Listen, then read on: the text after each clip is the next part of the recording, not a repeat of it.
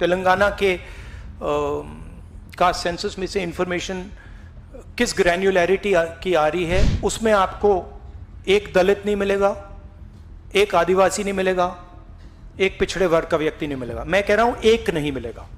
मैं ये नहीं कह रहा हूं कि 1% नहीं मिलेगा, है ही नहीं। 90% of India is not represented there. और अब कर्नाटक में हम कानून बना रहे हैं।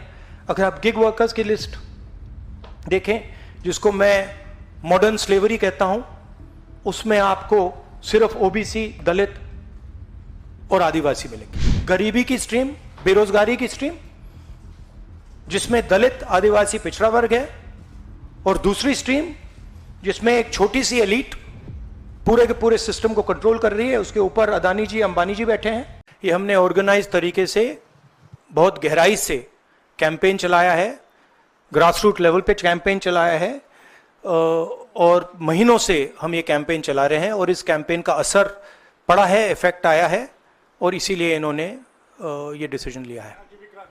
बट कास्ट सेंसस जो मैंने आपसे बोला, ये दरवाजा खोलने का तरीका है।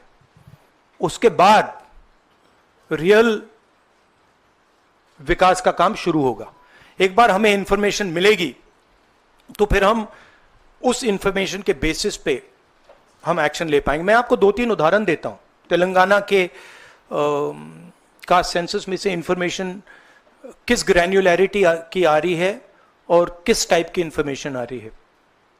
तेलंगाना में जो कॉर्पोरेट स्ट्रक्चर है,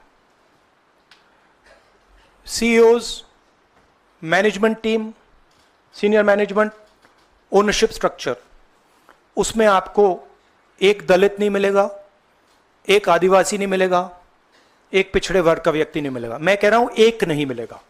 मैं ये नहीं कह रहा हूं कि 1% नहीं मिलेगा, है ही नहीं। 90% of India is not represented there, first. Second, gig workers, जिनके लिए हमने तेलंगाना में और अब कर्नाटक में हम कानून बना रहे हैं। अगर आप गिग वर्कर्स की लिस्ट देखें, जिसको मैं मॉडर्न स्लेवरी कहता हूं, उसमें आपको सिर्फ ओबीसी, दलित और आदिवासी मिलेंगे। तो ये 2 स्ट्रीम्स बन रही हैं।